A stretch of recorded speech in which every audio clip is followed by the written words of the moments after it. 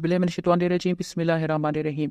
मोहतरम नाज़रीन, Khyber Medina Munawwara से 320 किलोमीटर दूर अरब के शुमाल मगरिब में मौजूद है। नबी पाक हज़रत मोहम्मद मुस्तफ़ा सल्लल्लाहु अलैहि वसल्लम के दौर में ये बहुत ही ज़रख़ेज़ इलाका था और यहाँ उम्दा किस्म की खजूरें बहुत ही ज़्यादा मिकदार के अंदर पैदा होती थी। अरब में यहूदियों का यही सबसे बड़ा मरकज़ था और यहाँ के यहूदियों को अपनी माली और जंगी ताकतों पर इतना ज़्यादा नाज और घमंड था कि ये लोग इस्लाम और हज़रत मोहम्मद मुस्तफ़ा सल्लल्लाहु अलैहि वसल्लम के बदतरीन दुश्मन थे। यहाँ यहूदियों ने बहुत ही मजबूत किले बना रखे थे जहाँ ये हर वक्त दीन इस्लाम और हज़रत मोहम्मद मुस्तफ़ा सल्लल्लाहु अलैहि वसल्लम की ज़ात के खिलाफ हर वक्त साजिशों में मसरूफ़ रहते थे।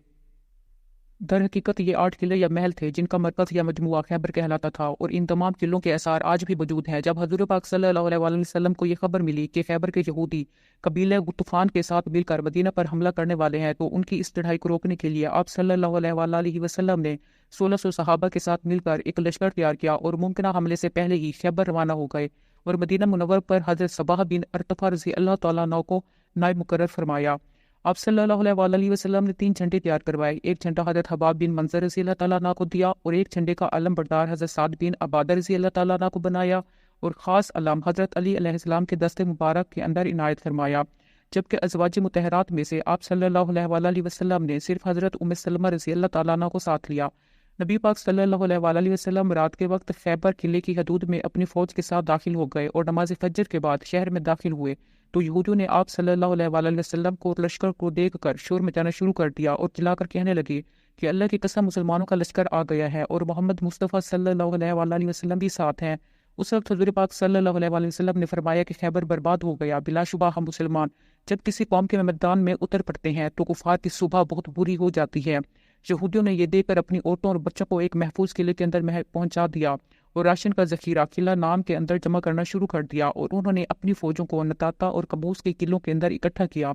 हर किले पर तीर अंदाज तैनात कर दिए जो कि किले में दाखिल होने पर कोशिश करने वालों को तीरों की बारिश करके हलाक कर देते थे। इन किलों में से सबसे ज्यादा मजबूत और महफूज जो किला था उसका नाम किला कबूस था और मरहब यहूदी जो कि अरब के पहलवानों में 1000 सवारों के बराबर माना जाता था। कहा जाता था कि ये अरब के अंदर सबसे ज्यादा ताकतवर शख्स है जो कि 1000 लोगों पर भी भारी है। इस किले कमूस के रईस का नाम सलाम बिन मशकम था जो कि इस वक्त बीमार था लेकिन फिर भी किला नताता के अंदर फौजें लेकर डटा हुआ था। इन यहूदियों के पास तकरीबन 20,000 की फौज थी जो कि मुख्तलिफ किलों की हिफाजत के लिए मोर्चा बंदी के लिए तैयार खड़ी हुई थी।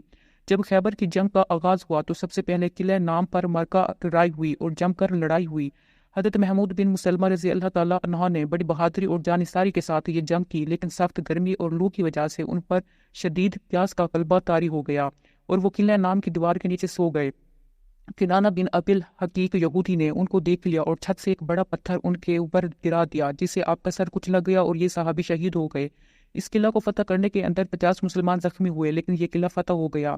किला नाम के बाद दूसरे किले पर भी आसानी और बहुत जल्दी फतूहात का सिलसिला शुरू हुआ जिसके अंदर 50 मुजाहिदीन जख्मी हुए और एक शहीद हुए। लेकिन इन तमाम किलों के अंदर सबसे ज़्यादा मजबूत किला किला कमूस था और यह सबसे ज़्यादा महफूज किला भी था। इसलिए यहूदियों की सबसे ज़्यादा फौजें यहीं पर मौजूद थी और इनका सबसे बड़ा बहादुर मरहब जो कि इस किले की हिफाजत के लिए इसके अंदर ही मौजूद था। लिहाजा मुसलमानों को इस किले को फतह करने के अंदर बहुत ज़्यादा दुश्वारी पेश हुई और कई रोज़ गुजरने के बावजूद भी ये मुहिम सर ना हो सकी। पहले दिन हज़रत अबू बकर सिद्दीक़ रज़ी अल्लाह तआला अन्हु की कमान के अंदर इस्लामी फ़ौजों को इस किले पर चढ़ाई के लिए भेजा गया जबकि दूसरे दिन हज़रत उमर रज़ी अल्लाह तआला अन्हा ने ज़बरदस्त हमला किया लेकिन फिर भी किला फतह ना हो सका। जिसके बाद हज़ूर पाक सल्लल्लाहु अलैहि वसल्लम ने तमाम सहाबा कराम को जमा करके ऐलान फरमाया कि कल जिस शख्स को मैं झंडा दूंगा वो फातेह खैबर होगा, यानी कि खैबर को जरूर फतह करके ही लौटेगा और वो अल्लाह और अल्लाह के रसूल से मोहब्बत करता है और अल्लाह और अल्लाह के रसूल भी उससे मोहब्बत करते हैं।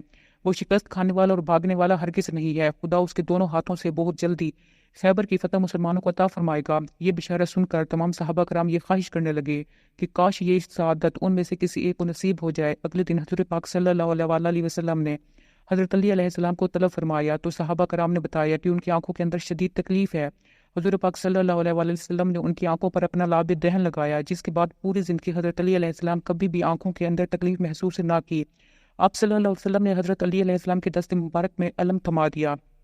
हज़रत अली अलैहिस्सलाम ने हमला आवर होने से पहले यहूदियों को इस्लाम की दावत दी लेकिन उन्होंने इस दावत का जवाब हमला करके ईंट और पत्थर के वार से दिया। जिसके बाद मरहब खुद मैदान के अंदर उतरा और बड़े गरूर और तकब्बुर के साथ कहने लगा कि खैबर खूब जानता है कि मैं मरहब हूँ, कोई है जो मेरे मुकाबले का हो, कोई है जो मुझे पिछाड़ सके। हज़रत अली अलैहिस्सलाम ने उसके मुकाबले में जवाब दिया کہ میں وہ ہوں کہ میری ماں نے میرا نام حیدر رکھا ہے۔ اس کے بعد لڑائی کا باقاعدہ آغاز ہوا اور پہلا وار مرحب نے کیا۔ اس کے بعد حضرت علی علیہ السلام آگے بڑھ کر ایسا وار کیا اور اس کے سر پر ایسے تلوار ماری کہ ایک ہی ضرب سے اس کی ٹوپی کٹی، اس کا سر کٹا۔ آپ علیہ السلام کی تلوار اس کے دانتوں تک پہنچ گئی۔ مرحب دو ٹکڑے ہو کر زمین پر گرا اور ڈھیر ہو گیا۔ اس کی لاش کو تڑپتا دیکھ کر اس کی تمام فوج اللہ کے شیر پر ٹوٹ پڑی۔ حضرت علی علیہ السلام کی تلوار نے اس طرح سے یہودیوں کی صفوں کے اندر گھس کر ان کا مقابلہ کیا کہ اس لڑائی کے اندر ان کے بڑے بڑے سردار مارے گئے۔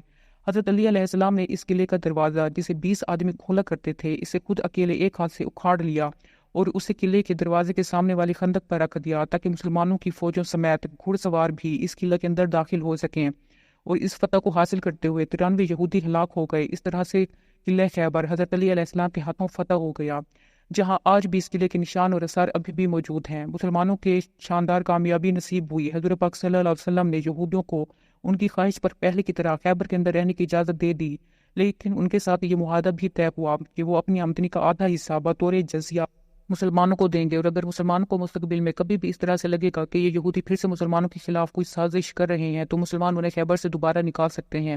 اس جنگ سے ایک تو مسلمانوں کو ایک حد تک یہودیوں کی گھنونی سازشوں سے نجات مل گئی، اس کے علاوہ انہیں بے پناہ معاشی فوائد بھی حاصل ہوئے۔ مسلمانوں کو اس جنگ سے بھاری تعداد کے اندر جنگی ہتھیار ملے، جن سے مسلمانوں کی طاقت اور بڑھ گئی اور فتوحات کا سلسلہ پھیلتا ہی چلا گیا۔